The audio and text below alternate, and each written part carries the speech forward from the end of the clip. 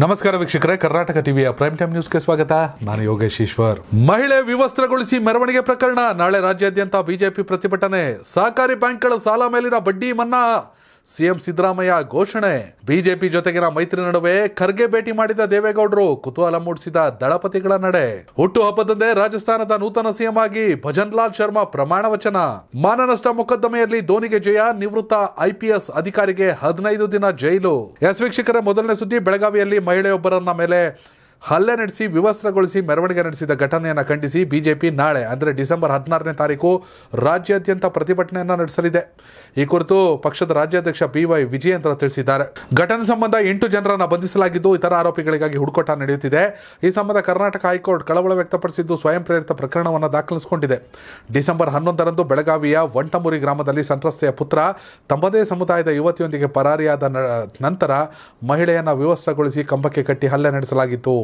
ಈ ಕುರಿತು ಮಾತನಾಡಿದ ವಿಜಯೇಂದ್ರ, ಪ್ರಕರಣ 8 ಆರೋಪಿಗಳು ಇನ್ನೂ ತಲೆಮರೆಸಿಕೊಂಡಿದ್ದು ಈ ಪ್ರಕರಣವನ್ನು ರಾಜ್ಯ ಸರ್ಕಾರ ಗಂಭೀರವಾಗಿ ಪರಿಗಣಿಸಿಲ್ಲ. ಮುಖ್ಯಮಂತ್ರಿ ಸಿದ್ದರಾಮಯ್ಯ ಅವರು ಸಂತ್ರಸ್ತೆಯನ್ನ ಭೇಟಿಯಾಗಿಲ್ಲ ಎಂದು ಆರೋಪಿಸಿದರು. ವಿಧಾನಮಂಡಲ ಅಧಿವೇಶನ ನಡೆಯುತ್ತಿದ್ದು ಇಡೀ ಸರ್ಕಾರ ಇಲ್ಲಿಯೇ ಮೊಕ್ಕಾಂ ಹೂಡಿರುವ ಬೆಳಗಾವಿಯಲ್ಲಿ ಇಂತಹ ಘಟನೆ ನಡೆದಿರುವುದು ಅಪರಾಧಿಗಳಲ್ಲಿ ಸರ್ಕಾರ ಮತ್ತು ಕಾನೂನಿನ ಜಾರಿ ಸಂಸ್ಥೆಗಳ ಬಗ್ಗೆ ಕಿಂಚಿತ್ತೂ ಗೌರವ ಇಲ್ಲದಿರುವುದು ತೋರಿಸುತ್ತದೆ ಎಂದು ಆರೋಪಿಸಿದ್ದಾರೆ. ಬೆಳಗಾವಿ ದಲಿತ ಮಹಿಳೆಯೊಬ್ಬರನ್ನು ಬೆತ್ತಲೆ ಮಾಡಿ ಥಳಿಸಿರುವ ಘಟನೆ ನಾಚಿಕೆಗೇಡಿನ ಸಂಗತಿ ಎಂದು ಬಿಜೆಪಿ ರಾಷ್ಟ್ರೀಯ ಅಧ್ಯಕ್ಷ JP ನಡ್ಡಾ ಶುಕ್ರವಾರ ಖಂಡಿಸಿದರು. ರಾಜ್ಯದಲ್ಲಿ ಕಾಂಗ್ರೆಸ್ ಅಧಿಕಾರಕ್ಕೆ ಬಂದ ನಂತರ ಮಹಿಳೆಯರ ವಿರುದ್ಧ ಇಂತಹ ಘೋರ ಅಪರಾಧಗಳು ನಿಯಮಿತವಾಗಿ ನಡೆಯುತ್ತಿವೆ ಎಂದು ಆರೋಪಿಸಿದ್ದಾರೆ. ಘಟನೆ ನಡೆದ ಗ್ರಾಮಕ್ಕೆ ಭೇಟಿ ನೀಡಿ ವರದಿ ಸಲ್ಲಿಸಲು ಪಕ್ಷದ ಮಹಿಳಾ ಸಂಸದರನ್ನು ಒಳಗೊಂಡ 5 ಸದಸ್ಯರ ಸತ್ಯಶೋಧನಾ ಸಮಿತಿಯನ್ನು ರಚಿಸಿರುವುದಾಗಿ ಬಿಜೆಪಿ ತಿಳಿಸಿದೆ. ಈ ವಿಚಾರದಲ್ಲಿ BY ವಿಜಯೇಂದ್ರ ಆಗಿರ್ಬೋದು, JP ನಡ್ಡಾ ಆಗಿರ್ಬೋದು, ಪ್ರಧಾನಿ ಮೋದಿ ಆಗಿರ್ಬೋದು, ಅಮಿತ್ ಶಾ ಆಗಿರ್ಬೋದು, ಯೋಗಿ ಆದಿತ್ಯನಾಥ್ ಆಗಿರ್ಬೋದು ಅಥವಾ BS ಯಡಿಯೂರಪ್ಪ ಆಗಿರ್ಬೋದು, ಯಾರೇ ಸರ್ಕಾರವನ್ನು ಟೀಕಿಸಿದ್ರು ಅದು ಸರಿ. ಅಟ್ ದ ಸೇಮ್ ಟೈಮ್ ಈ ಹಿಂದೆ ಮಣಿಪುರದಲ್ಲಿ ಇಂಥದ್ದೇ ಘಟನೆ ಆದಾಗ ಕೂಡ ಅಲ್ಲಿಯ ಬಿಜೆಪಿ ನಾಯಕರುಗಳ ಮೇಲೆ ಜನ ಮುಗಿಬಿದ್ರು, ಅವರುಗಳ ಮನೆಗೆ ಬೆಂಕಿ ಹಚ್ಚಿದ್ರು. ಮಣಿಪುರದಲ್ಲಾದ್ರೆ ತಪ್ಪು, ಕರ್ನಾಟಕದಲ್ಲಾದ್ರೆ ಸರಿ ಅಂತ ಅಲ್ಲ. ಎಲ್ಲೇ ಆದರೂ ಕೂಡಿ, ಜಗತ್ತಿನ ಯಾವುದೇ ಮೂಲೆಯಲ್ಲಾದರೂ ಕೂಡ ಮಹಿಳೆಯನ್ನ, ಹೆಣ್ಣನ್ನ ಅವಮಾನಿಸುವ, ವಿಕೃತವಾಗಿ ಕಾಣುವಂಥ ಪ್ರಕರಣಗಳು ಕಂಡು ಬಂದಾಗ ಸ್ವಯಂ ಪ್ರೇರಿತವಾಗಿ ಅವರ ವಿರುದ್ಧ ಯಾರು ಬೇಕಾದ್ರೂ ಕ್ರಮವನ್ನು ಕೈಗೊಳ್ಳಬೇಕು. ಆ ಹೆಣ್ಣು ಮಗಳು ಮಾಡಿದ ತಪ್ಪೇನು? ಇದೀಗ ಬಿಜೆಪಿ ಇಡೀ ರಾಜ್ಯಾದ್ಯಂತ ಪ್ರತಿಭಟನೆ. ವಿಜಯೇಂದ್ರ ಅವರು ಹೇಳಿ ಸರಿ, ಬೆಳಗಾವಿ ಜಿಲ್ಲೆಯಲ್ಲೇ ಆಗಿದೆ. ಬೆಳಗಾವಿಯ ಸುವರ್ಣಸೌಧದಲ್ಲೇ ಅಧಿವೇಶನ ನಡೀತಾ ಇದೆ. CM ಸಿದ್ದರಾಮಯ್ಯವ್ರಿಗೆ ಹೋಗೋಕ್ಕೆ ಟೈಮ್ ಆಗಿಲ್ಲ. ಇಂಥ ವಿಚಾರದಲ್ಲಿ ದಯವಿಟ್ಟು ಹಿಂಜರಿಬಾರ್ದು, ನೆಗ್ಲೆಕ್ಟ್ ಮಾಡಬಾರ್ದು. ಸಿದ್ದರಾಮಯ್ಯ ಅವರು ಕೂಡ ಕಟ್ಟುನಿಟ್ಟಿನ ಕ್ರಮ ಆಗಬೇಕು. ಗೃಹ ಸಚಿವರು ಕೂಡ ಇದ್ರ ಬಗ್ಗೆ ಮಾತನಾಡಿದ್ದಾರೆ. ಪರಮೇಶ್ವರ್ ಅವರು, ತಪ್ಪಿತಸ್ಥರಿಗೆ ಶಿಕ್ಷೆ. ಇನ್ನೊಂದು ಸಲ ಹೆಣ್ಣು ಮಕ್ಕಳ ವಿಚಾರದಲ್ಲಿ ಇಂತಹ ಕೆಲಸವನ್ನು ಮಾಡೋದ್ರ ಬಗ್ಗೆ ಆಲೋಚನೆ ಕೂಡ ಬರಬಾರ್ದು, ಯಾರಿಗೂ ಆಲೋಚನೆ ಕೂಡ. ಹೀಗಾಗಿ ಈ ಪ್ರಕರಣವನ್ನು ಖಂಡಿಸಿ, ಘಟನೆ ಖಂಡಿಸಿ ಬಿಜೆಪಿ ಇಡೀ ರಾಜ್ಯಾದ್ಯಂತ ಪ್ರತಿಭಟನೆಯನ್ನು ಮಾಡ್ತಾ ಇದೆ. ಇದು ಸರ್ಕಾರ ಈ ನಿಟ್ಟಿನಲ್ಲಿ ತಪ್ಪಿತಸ್ಥರ ವಿರುದ್ಧ ಕ್ರಮವನ್ನು ಕೈಗೊಳ್ಳಲೇಬೇಕು. ಮುಂದಿನ ಸುದ್ದಿ. ಸಹಕಾರಿ ಬ್ಯಾಂಕ್ಗಳ ಸಾಲ ಮೇಲಿನ ಬಡ್ಡಿ ಮನ್ನಾ ಎಂದು ಮುಖ್ಯಮಂತ್ರಿ ಸಿದ್ದರಾಮಯ್ಯ ಘೋಷಿಸಿದ್ದಾರೆ. ಬೆಳಗಾವಿ ಸುವರ್ಣಸೌಧದಲ್ಲಿ ನಡೆಯುತ್ತಿರುವ ಚಳಿಗಾಲದ ಅಧಿವೇಶನದ ಕೊನೆ ದಿನವಾದ ಇಂದು ಈ ಘೋಷಣೆ ಮಾಡಿದ್ದು, ಮಧ್ಯಮಾವಧಿ ಮತ್ತು ದೀರ್ಘಾವಧಿ ಸಾಲಕ್ಕೆ ಸಂಬಂಧಿಸಿದಂತೆ ಅವಧಿಯೊಳಗೆ ಸಾಲ ಮರುಪಾವತಿ ಮಾಡಿದವರ ಬಡ್ಡಿ ಮನ್ನಾ ಆಗಲಿದೆ ಎಂದು ಮಾಹಿತಿ ನೀಡಿದರು. ಅವಧಿಯೊಳಗೆ ಸಾಲ ತೀರಿಸಿರಬೇಕು, ಹಂಗಾದರೆ ಮಾತ್ರ ಬಡ್ಡಿ ಮನ್ನಾ. ಸಾಲ ಮರುಪಾವತಿ ಮಾಡಿದರೆ ಮಾತ್ರ. ಒಳ್ಳೆ ನಡೆ. ಉತ್ತರ ಕರ್ನಾಟಕ ಅಭಿವೃದ್ಧಿ ಕುರಿತು ಚರ್ಚೆಗೆ ಉತ್ತರ ನೀಡುತ್ತಿರುವ ವೇಳೆ CM ಸಿದ್ದರಾಮಯ್ಯ ಹಲವು ಘೋಷಣೆಗಳನ್ನು ಕೂಡ ಮಾಡಿದ್ರು. ಅದರಲ್ಲಿ ಬಡ್ಡಿ ಮನ್ನಾ ಸಹ ಒಂದು. ಹಾಗಾದರೆ ಅಧಿವೇಶನ ಕೊನೆ ದಿನ CM ಸಿದ್ದರಾಮಯ್ಯ ಏನೆಲ್ಲ ಘೋಷಣೆ ಮಾಡಿದ್ರು ನೋಡೋದಾದ್ರೆ, ನಂಜುಂಡಪ್ಪ ವರದಿಯ ಅನುಷ್ಠಾನ ಹಾಗೂ ಅದರ ಫಲಶ್ರುತಿ ಅಧ್ಯಯನ ಮಾಡಲು ನುರಿತ ಅರ್ಥಶಾಸ್ತ್ರಜ್ಞರೊಬ್ಬರ ಅಧ್ಯಕ್ಷತೆಯಲ್ಲಿ ಉನ್ನತಾಧಿಕಾರಿ ಸಮಿತಿ ರಚನೆ. ಸಹಕಾರ ಬ್ಯಾಂಕ್ಗಳಲ್ಲಿರುವ ಮಧ್ಯಮಾವಧಿ ಮತ್ತು ದೀರ್ಘಾವಧಿ ಸಾಲದ ಅಸಲನ್ನು ಕಟ್ಟಿದರೆ ಸಂಪೂರ್ಣ ಬಡ್ಡಿ ಮನ್ನಾ. ಬೆಳಗಾವಿ ಸಮೀಪ ಸುಮಾರು 2,000 ಎಕರೆ ಪ್ರದೇಶದಲ್ಲಿ ಹೊಸ ಕೈಗಾರಿಕೆ ಪ್ರದೇಶ, 500 ಎಕರೆ ಪ್ರದೇಶದಲ್ಲಿ ಫೌಂಡ್ರಿ ಕ್ಲಸ್ಟರ್ ಸ್ಥಾಪನೆ ಹಾಗೂ ಬೆಳಗಾವಿ ಜಿಲ್ಲೆಯಲ್ಲಿ ಏರೋಸ್ಪೇಸ್ ಆಧಾರಿತ ಕೈಗಾರಿಕೆಗಳ ಬೆಳವಣಿಗೆಗೆ ವಿಶೇಷ ಒತ್ತು. ಧಾರವಾಡ ಸಮೀಪ ಸುಮಾರು 3,000 ಎಕರೆ ಪ್ರದೇಶದಲ್ಲಿ ಹೊಸ ಕೈಗಾರಿಕಾ ಪ್ರದೇಶ ಸ್ಥಾಪನೆ. ರಾಯಚೂರಿನಲ್ಲಿ ಹತ್ತಿ ಆಧಾರಿತ ಕೈಗಾರಿಕೆಗಳ ಸ್ಥಾಪನೆಗೆ ವಿಶೇಷ ಒತ್ತು. ವಿಜಯಪುರದಲ್ಲಿ ಉತ್ಪಾದನಾ ಕ್ಲಸ್ಟರ್ ಅಂದಾಜು 1,500 ಎಕರೆ ಪ್ರದೇಶದಲ್ಲಿ ಸ್ಥಾಪನೆ. ಉತ್ತರ ಕರ್ನಾಟಕದ ಪ್ರವಾಸೋದ್ಯಮ ಅಭಿವೃದ್ಧಿಗೆ ಸಮಗ್ರ ಕ್ರಿಯಾಯೋಜನೆ ರೂಪಿಸಿ ಉದ್ಯೋಗಾವಕಾಶ ಸೃಷ್ಟಿಗೆ ಕ್ರಮ. ಧಾರವಾಡದಲ್ಲಿರುವ ಜಲ ಮತ್ತು ನೆಲ ನಿರ್ವಹಣೆ ಸಂಸ್ಥೆ ಉನ್ನತೀಕರಣ ಇವುಗಳಲ್ಲಿ ಬಡ್ಡಿ ಮನ್ನಾ ಪ್ರಮುಖವಾಗಿದೆ. ಆದರೆ ಇದಕ್ಕೆ ವಿರೋಧ ಪಕ್ಷದ ನಾಯಕ ಆರ್ ಅಶೋಕ್ ಟೀಕಿಸಿದ್ದು, ರೈತರ ಅವಧಿಯೊಳಗೆ ಸಾಲ ಕಟ್ಟಿಲ್ಲ, ನಾವು ಬಡ್ಡಿ ಮನ್ನಾ ಮಾಡಲ್ಲ, ರೈತರ 2 ಲಕ್ಷ ರೂಪಾಯಿವರೆಗಿನ ಸಾಲ ಮನ್ನಾ ಮಾಡಬೇಕು, ಬರದಿಂದ ಕಂಗೆಟ್ಟ ರೈತರಿಗೆ ಪ್ರತಿ ಎಕರೆಗೆ 25,000 ರೂಪಾಯಿ ಪರಿಹಾರ ನೀಡಿ ಅಂತ ಆಗ್ರಹಿಸಿದರು. ಪ್ರತಿಪಕ್ಷ ನಾಯಕರಾಗಿ ಇದನ್ನ ಮಾತಾಡಲೇಬೇಕಾದ ಅನಿವಾರ್ಯತೆ. ಆದರೆ ಅವರದೇ ಸರ್ಕಾರ ಇದ್ದಾಗ ಎಷ್ಟರ ಮಟ್ಟಿಗೆ ರೈತರ ಸಾಲ ಮನ್ನಾ ಮಾಡಿದ್ರಿ, ಅಥವಾ ಎಷ್ಟರ ಮಟ್ಟಿಗೆ ರೈತರ ಸಾಲ ಮೇಲಿನ ಬಡ್ಡಿಯನ್ನು ಮನ್ನಾ ಮಾಡಿದ್ರಿ? ಕುಮಾರಸ್ವಾಮಿ ಅವರು ಮುಖ್ಯಮಂತ್ರಿ ಆದಾಗ ಒಂದ್ಸಲ ಸಾಲ ಮನ್ನಾ ಮಾಡಿದ್ರು. ಅಂತ ಕುಮಾರಸ್ವಾಮಿ ಅವರಿಗೆ ಜನ ಕೈ ಹಿಡಿಲಿಲ್ಲ. ಇನ್ನು ಆರ್ ಅಶೋಕ್ ಅವರು ಇನ್ನೂ ವಿರೋಧಿಸ್ಬಿಟ್ಟು ರೈತರು ಸಾಲನೇ ಮನ್ನಾ ಮಾಡಿ ಅಂದರೆ, ಮೊದಲೇ ಗ್ಯಾರಂಟಿ ಯೋಜನೆಗಳಿಗೆ ಸರಿಯಾಗಿ ಅನುಷ್ಠಾನ ಮಾಡೋಕ್ಕೆ ಸರ್ಕಾರದಲ್ಲಿ ಬೊಕ್ಕಸದಲ್ಲಿ ಹಣ ಇಲ್ಲ, ಇನ್ನು ಸಾಲದ ಮೇಲಿನ ಬಡ್ಡಿ ಮನ್ನಾ ಮಾಡ್ತೀನಿ ಸಿದ್ದರಾಮಯ್ಯ ಅವರು ಹೇಳಿದ್ರು, ಸಾಲನೇ ಮನ್ನಾ ಮಾಡಿ ಅಂತಾರೆ ಆರ್ ಅಶೋಕ್ ಅವರು. ಎಸ್, ಕರೆಕ್ಟು, ಪ್ರತಿಪಕ್ಷ ನಾಯಕರಾಗಿ ಅದನ್ನ ಮಾತಾಡಲೇಬೇಕು, ಬೇರೆ ವಿಧಿ ಇಲ್ಲ.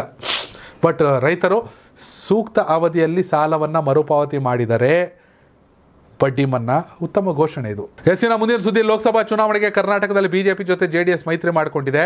ಆದರೆ ಸೀಟು ಹಂಚಿಕೆ ಕುರಿತು ಮಾತುಕತೆಯೊಂದು ನಡೆಯಲು ಬಾಕಿ ಇರುವಾಗಲೇ ಮಾಜಿ ಪ್ರಧಾನಿ ಜೆಡಿಎಸ್ ವರಿಷ್ಠ ಎಚ್.ಡಿ. ದೇವೇಗೌಡ ಅವರು ಎಐಸಿಸಿ ಅಧ್ಯಕ್ಷ ಮಲ್ಲಿಕಾರ್ಜುನ್ ಖರ್ಗೆ ಅವರನ್ನು ಭೇಟಿಯಾಗಿರುವುದು ರಾಜ್ಯ ರಾಜಕಾರಣದಲ್ಲಿ ತೀವ್ರ ಕುತೂಹಲ ಮೂಡಿಸಿದೆ. ಸಂಸತ್ ಭವನದಲ್ಲಿ ಪ್ರಸ್ತುತ ರಾಜಕೀಯ ಬೆಳವಣಿಗೆಗಳ ಕುರಿತು ದೇವೇಗೌಡರು ಮತ್ತು ಖರ್ಗೆ ಅವರು ಮಾತುಕತೆ ನಡೆಸಿದರು. ಈ ಬಗ್ಗೆ ಟ್ವೀಟ್ ಮಾಡಿದ ರಾಜ್ಯಸಭಾ ಸದಸ್ಯ ರಾಜೀವ್ ಶುಕ್ಲಾ, ಮಾಜಿ ಪ್ರಧಾನಿ ಎಚ್.ಡಿ. ದೇವೇಗೌಡ ಅವರು ಕಾಂಗ್ರೆಸ್ ಅಧ್ಯಕ್ಷ ಖರ್ಗೆ ಅವರನ್ನು ಸಂಸತ್ ಭವನದಲ್ಲಿ ಭೇಟಿಯಾಗಿ ಸುದೀರ್ಘ ಮಾತುಕತೆ ನಡೆಸಿದ್ದಾರೆ ಎಂದರು.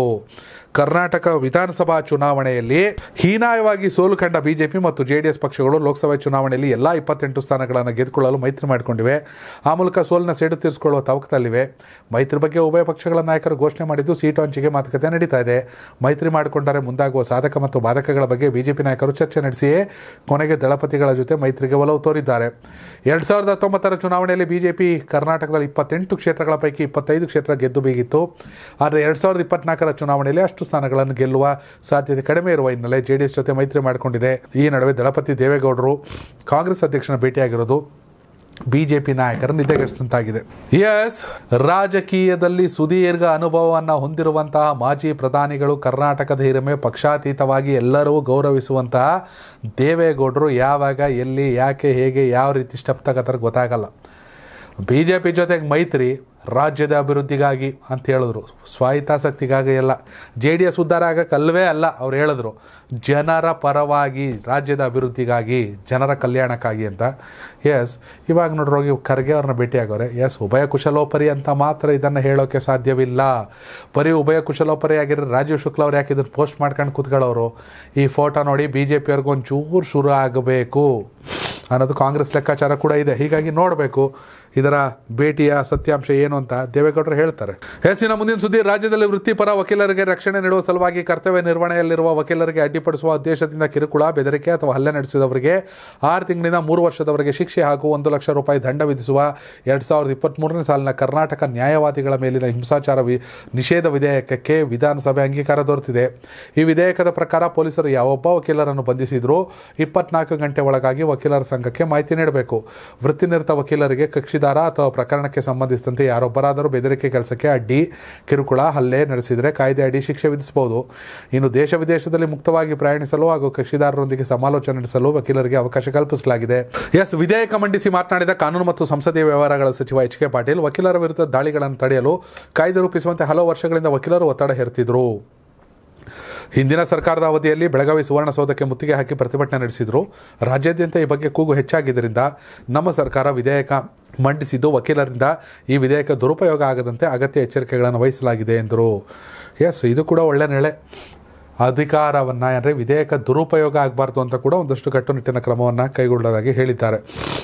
ಇನ್ನು ಇದೇ ವೇಳೆ ಮಾತನಾಡಿದ ಮುಖ್ಯಮಂತ್ರಿಗಳ ಕಾನೂನು ಸಲಹೆಗಾರರು ಆಗಿರುವ ಕಾಂಗ್ರೆಸ್ ಸದಸ್ಯ ವಿರಾಜಪೇಟೆ ಶಾಸಕರಾಗಿರುವ ಎಸ್ ಪೊನ್ನಣ್ಣ, ರಾಜ್ಯದಲ್ಲಿ 1.25 ಲಕ್ಷ ಮಂದಿ ವಕೀಲಿಕೆ ವೃತ್ತಿಯಲ್ಲಿದ್ದಾರೆ. ಕಳೆದ ಅಧಿವೇಶನದಲ್ಲಿ ವಿಧೇಯಕ ಮಾಡುವಂತೆ ಒತ್ತಾಯ ಮಾಡಿದರು. ಹಿಂದಿನ ಸರ್ಕಾರ ಮಾಡಿರಲಿಲ್ಲ. ಈ ಬಾರಿ ವಿಧೇಯಕ ಮಂಡಿಸಿದ್ದು ಯಾವುದೇ ವಕೀಲರನ್ನು ಪೊಲೀಸರು ಬಂಧಿಸಿದರೆ 24 ಗಂಟೆಗಳ ಒಳಗಾಗಿ ವಕೀಲರ ಸಂಘಕ್ಕೆ ಮಾಹಿತಿ ನೀಡಬೇಕು. ಚಿಕ್ಕಮಗಳೂರಲ್ಲಿ ಇತ್ತೀಚೆಗೆ ಒಂದು ಗಲಾಟೆ ಆಗಿತ್ತು. ಹೀಗಾಗಿ ವಕೀಲರ ರಕ್ಷಣೆಗಾಗಿ ಇಂಥದ್ದೊಂದು ವಿಧೇಯಕದ ಅನಿವಾರ್ಯತೆ ಇತ್ತು ಅಂತ ವಕೀಲರು ಸಂತಸವನ್ನು ವ್ಯಕ್ತಪಡಿಸಿದ್ದಾರೆ. ಆದರೆ ಯಾವ ವಿಧೇಯಕ ಕೂಡ ದುರುಪಯೋಗ ಆಗಬಾರ್ದು ಅಂತ ಕಟ್ಟುನಿಟ್ಟಿನ ಕ್ರಮವನ್ನು ಕೈಗೊಂಡಿರುವುದಾಗಿ ಸರ್ಕಾರ ಕೂಡ ತಿಳಿಸಿದೆ. ಎಸ್ಸಿನ ಮುಂದಿನ ಸುದ್ದಿ, ಬೆಳಗಾವಿ ಅಧಿವೇಶನದ ಕೊನೆಯ ದಿನವಾದ ಇಂದು ಖಾನಾಪುರದ ಕ್ಷೇತ್ರದ ಬಿಜೆಪಿ ಶಾಸಕ ವಿಠ್ಠಲ್ ಹಲಗೇರ್ಕರ್ ಅವರು ಮರಾಠಿ ಭಾಷೆಯಲ್ಲಿ ಮಾತನಾಡಿದರು. ಇದಕ್ಕೆ ಕಾಂಗ್ರೆಸ್ ಶಾಸಕ ಲಕ್ಷ್ಮಣ್ ಸವದಿ ಆಕ್ಷೇಪ ವ್ಯಕ್ತಪಡಿಸಿದಾಗ ಇಬ್ಬರ ನಡುವೆ ಮಾತಿಗೆ ಮಾತು ಬೆಳೀತು. ವಿಧಾನಸಭೆ ಕಲಾಪದಲ್ಲಿ ಉತ್ತರ ಕರ್ನಾಟಕದ ಸಮಸ್ಯೆ ಕುರಿತು ಚರ್ಚೆ ವೇಳೆ ಖಾನಾಪುರ ಶಾಸಕ ವಿಠ್ಠಲ್ ಹಲಗೇರ್ ಅವರು ಮರಾಠಿಯಲ್ಲಿ ಮಾತನಾಡಿದರು.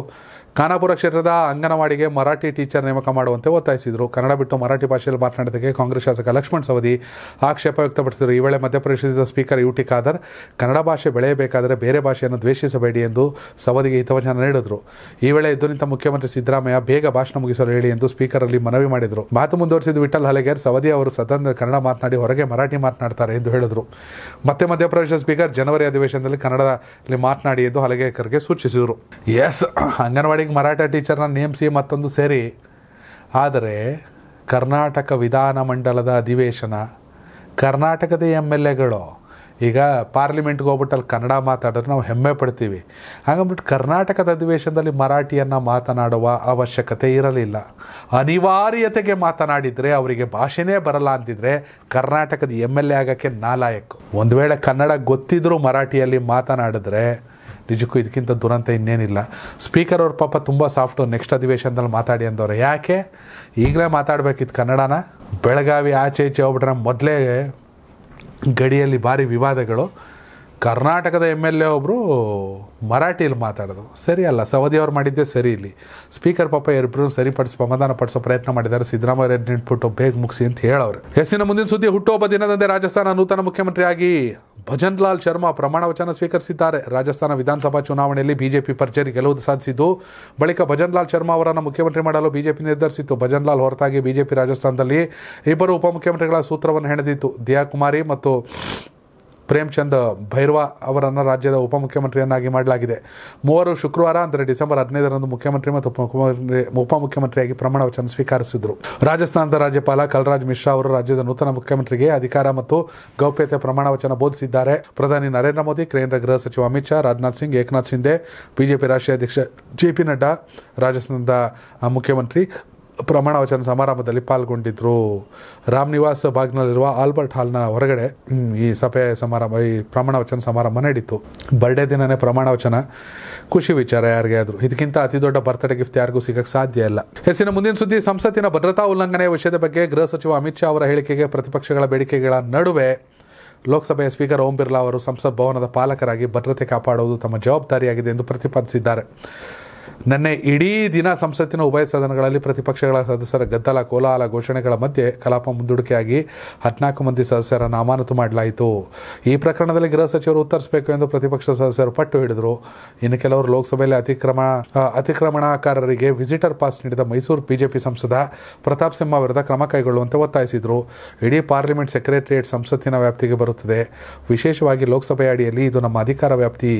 ಲೋಕಸಭಾ ಸ್ಪೀಕರ್ ಆಗಿ ಪ್ರತಿಯೊಬ್ಬರ ಭದ್ರತೆಯನ್ನು ನೋಡಿಕೊಳ್ಳುವುದು ನನ್ನ ಜವಾಬ್ದಾರಿಯಾಗಿದೆ. ನಾನು ಕುಳಿತು ನಿಮ್ಮೊಂದಿಗೆ ಚರ್ಚಿಸುತ್ತೇನೆ. ಸದಸ್ಯರು ಸರ್ಕಾರದ ವಿರುದ್ಧ ಘೋಷಣೆಗಳನ್ನು ಕೂಗುತ್ತಾ ಬಾವಿಗೆ ನುಗ್ಗುತ್ತಿದ್ದಂತೆ ಸ್ಪೀಕರ್ ಹೇಳಿದರು. ಒಟ್ಟಿನಲ್ಲಿ ಸ್ಪೀಕರ್ ಇಡೀ ಲೋಕಸಭೆಯ ಜವಾಬ್ದಾರಿ ನಮ್ಮದು ಅಂತ ಹೇಳಿದ್ದಾರೆ. ಅತಿ ದೊಡ್ಡ ಇಡೀ ದೇಶವೇ ಒಂದು ರೀತಿ ಬೆಚ್ಚಿ ಬಿದ್ದಂಥ ಪ್ರಕರಣ. ಎಸ್ಸಿನ ಮುಂದಿನ ಸುದ್ದಿ, ದೇವಾಲಯದ ಬಳಿ ಹಿಂದೂಗಳನ್ನು ಹೊರತುಪಡಿಸಿ ಬೇರೆಯವರಿಗೆ ವ್ಯಾಪಾರಕ್ಕೆ ಅವಕಾಶ ಕೊಡಬಾರದು ಎನ್ನುವ ಹೋರಾಟ ದಕ್ಷಿಣ ಕನ್ನಡ ಜಿಲ್ಲೆಯ ಶ್ರೀ ಕ್ಷೇತ್ರ ಕುಕ್ಕೆ ಸುಬ್ರಹ್ಮಣ್ಯ ದೇವಸ್ಥಾನದಲ್ಲಿ ಮತ್ತೆ ಶುರುವಾಗಿದೆ. ಡಿಸೆಂಬರ್ 18ರಂದು ನಡೆಯಲಿರುವ ಚಂಪಾಷಷ್ಠಿಯ ಸಂದರ್ಭದಲ್ಲಿ ಅನ್ಯಮತೀಯರ ವ್ಯಾಪಾರಕ್ಕೆ ಅವಕಾಶ ನೀಡದಂತೆ ಹಿಂದೂ ಸಂಘಟನೆಗಳು ಒತ್ತಾಯಿಸಿದ್ದಾವೆ. ಈ ಹಿನ್ನೆಲೆ ದೇವಳದ ಕಾರ್ಯನಿರ್ವಹಣಾಧಿಕಾರಿಯವರಿಗೆ ಮನವಿ ಸಲ್ಲಿಸಿದ್ದಾರೆ. ಚಂಪಾಷಷ್ಠಿ ಸಂದರ್ಭದಲ್ಲಿ ಇಲ್ಲಿ ಜಾತ್ರೆ ನಡೆಯುತ್ತೆ. ಈ ಸಂದರ್ಭದಲ್ಲಿ ಅನ್ಯ ಧರ್ಮೀಯರ ವ್ಯಾಪಾರಕ್ಕೆ ಅವಕಾಶ ನೀಡದಂತೆ ಸುಬ್ರಹ್ಮಣ್ಯದ ಕುಮಾರಧಾರದ ಬಳಿ ಹಿಂದೂ ಸಂಘಟನೆಗಳು ಬ್ಯಾನರ್ ಹಾಕಿ ಮನವಿ ಸಲ್ಲಿಸಿದ್ದಾರೆ. ಹಿಂದೂ ಹಿತರಕ್ಷಣಾ ವೇದಿಕೆ ಸುಬ್ರಹ್ಮಣ್ಯ ಎನ್ನುವ ಹೆಸರಲ್ಲಿ ಬ್ಯಾನರ್ ಹಾಕಲಾಗಿದೆ. ಇದರಲ್ಲಿ ಇತಿಹಾಸ ಪ್ರಸಿದ್ಧ ಕುಕ್ಕೆ ಶ್ರೀ ಸುಬ್ರಹ್ಮಣ್ಯದ ಚಂಪಾಷಷ್ಠಿ ಸಂದರ್ಭದಲ್ಲಿ ಈ ಪರಿಸರದಲ್ಲಿ ಅನ್ಯಮತೀಯ ವ್ಯಾಪಾರ ವಹಿವಾಟನ್ನು ನಿಷೇಧಿಸಲಾಗಿದೆ ಎಂದು ಬರೆಯಲಾಗಿದೆ. ಇನ್ನು ಈ ಶ್ರೀ ಕ್ಷೇತ್ರ ಸುಬ್ರಹ್ಮಣ್ಯ ದೇವಸ್ಥಾನದ ಕರ್ನಾಟಕ ಸರ್ಕಾರದ ಧಾರ್ಮಿಕ ದತ್ತಿ ಇಲಾಖೆಗೆ ಸೇರಿದೆ. ಕಳೆದ ವರ್ಷ ಏಪ್ರಿಲ್ 9ರಂದು ಧಾರವಾಡ ತಾಲೂಕಿನ ಪ್ರಸಿದ್ಧ ನುಗ್ಗಿಗೆರೆ ಆಂಜನೇಯ ದೇವಸ್ಥಾನದ ಆವರಣದಲ್ಲಿ ಮುಸ್ಲಿಂ ವ್ಯಾಪಾರಿಯೊಬ್ಬರು ಕಲ್ಲಂಗಡಿ ಹಣ್ಣುಗಳನ್ನು ಒಡೆದು ಗಲಾಟೆ ಮಾಡಿದರು. ಯಾವುದೇ ಕಾರಣಕ್ಕೂ ಹಿಂದೂ ದೇವಸ್ಥಾನಗಳ ಬಳಿ ಬೇರೆ ಧರ್ಮದವರು ವ್ಯಾಪಾರ ಮಾಡಲು ಅವಕಾಶ ಕೊಡಬಾರದು ಎಂದು ಶ್ರೀರಾಮ ಸೇನೆ ಕಾರ್ಯಕರ್ತರು ಆಗ್ರಹಿಸಿದರು. ಇದೀಗ ಅದೇ ದೇವಸ್ಥಾನದಲ್ಲಿ ಮತ್ತೆ ಬೇರೆ ಧರ್ಮದ ವ್ಯಾಪಾರಸ್ಥರಿಗೆ ಅವಕಾಶ ನೀಡಬಾರದು ಅಂತ ಮತ್ತೊಮ್ಮೆ ಹೋರಾಟ ಆರಂಭಿಸಿದ್ದಾರೆ. ಸರ್ಕಾರದ ಧರ್ಮದತ್ತಿ ಇಲಾಖೆಗೆ ಬರುವಂಥ ದೇವಸ್ಥಾನ ಸುಬ್ರಹ್ಮಣ್ಯಕ್ಕೆ ಸಾಕಷ್ಟು ಜನ ಅನ್ಯ ಧರ್ಮೀಯರು ಕೂಡ ಮುಸಲ್ಮಾನರೇ ಬರ್ತಾರೆ. ಸುಬ್ರಹ್ಮಣ್ಯ ದೇವರ ಕೃಪೆಗೆ ಪಾತ್ರರಾಗ್ತಾರೆ. ಪೂಜೆಯನ್ನು ಕೂಡ ಸಲ್ಲಿಸ್ತಾರೆ, ಹರಕೆಯನ್ನು ಕೂಡ ಹೊತ್ಕೋತಾರೆ. ಭಕ್ತಾದಿಗಳಾಗಿ ಬರಬಹುದು, ವ್ಯಾಪಾರಸ್ಥರಾಗಿ ಬರಬಾರದು. ಇದ್ಯಾಕೋ ಸರಿ ಇಲ್ಲ. BJP ಸರ್ಕಾರ ಇದ್ದಿದ್ರೆ ಕರೆಕ್ಟು ಅಂತಿತ್ತೇನೋ. ಎಲ್ಲರೂ ಮನುಷ್ಯರು, ಇವ್ರ ಕೈ ಕುಯ್ದ್ರು ಅದೇ ರಕ್ತ ಬರೋದು, ಅವ್ರ ಕೈ ಕುಯ್ದ್ರು ಅದೇ ರಕ್ತ ಬರೋದು. ಆದರೆ ಇಷ್ಟರ ಮಟ್ಟಿಗೆ ಸರಿ, ಸರ್ಕಾರವೇ ಕ್ರಮ ಕೈಗೊಳ್ಳಬೇಕು. ಯಾಕಂದರೆ ಈ ಹಿಜಾಬು, ಹಲಾಲು, ಜಟ್ಕಾ ಕಟ್ಟು, ಈ ರೀತಿ ಇವೆಲ್ಲ ಒಂದು ಒಂದು ಸಮಾಜವನ್ನೇ ಹಾಳು ಮಾಡುವಂಥ ಸಂಗತಿಗಳು. ಅವರಿದ್ದಾಗ ಅದು ಮಾಡಿ, ಇವರಿದ್ದಾಗ ಇದು ಮಾಡಿ, ನೋ.